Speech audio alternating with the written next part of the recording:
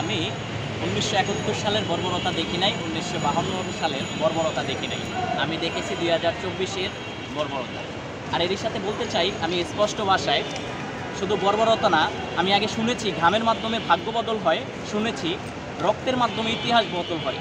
আমার মনে হচ্ছে আমি আরেকটা ইতিহাস এর সাক্ষী হব, যে ইতিহাসের সাক্ষী আমি ১৯৭১ সালে হতে পারি নাই, ১৯৫২ সালে হতে পারি নাই, কিন্তু ২০২৪-এ এসে এই যে রক্ত যে বৃথা যায় না, বা শহীদের রক্তর যে একটা প্রতিক্রিয়া থাকে, এটা মনে হয় আমরা আর কি দেখতে পাবো।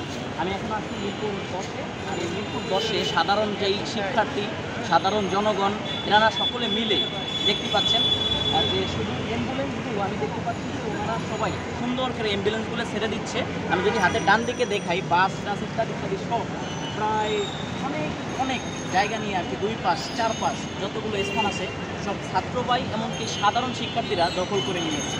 আর যে যার যার মতো তার স্থান থেকে মনের ক্ষোভ, মনের প্রতিবাদ, শহীদদের রক্তের এই মূল্য এর জন্য প্রশ্ন তুলে যে যার যার স্থান থেকে কর্মসূচি চালু করতে।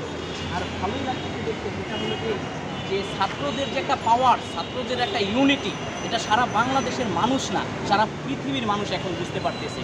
আর ছাত্র কখনোই দামিয়ে রাখতে পারবে না। ছাত্র এমন একটা জিনিস, ছাত্রকে যদি থামিয়ে দেওয়া যেত বা ছাত্রদের যদি বাধাগ্রস্ত করা যেত, তাহলে আমি বিশ্বাস করি আমরা যেই ভাষায় কথা বলতেছি, বাংলায় ভাষা পাওয়া যেত না। আমি বিশ্বাস করি আমাদের দেশ বা আমাদের এই বাঙালির মুক্তি পেত না, আমাদের এই স্বাধীনতা আমরা ফিরে পেতাম না। তো এরই আরেকটা সাক্ষী আমরা ২০২৪-এর জেনারেশন হচ্ছি, এরই সাক্ষী পুরো পৃথিবী হচ্ছে। হয়তো টুডে অ্যান্ড টুমোরো এমনও কিছু হতে পারে যেই কিছুতে এই রক্তের পরিপূর্ণতা পাবে। স্যালুট সকল ভাইদের।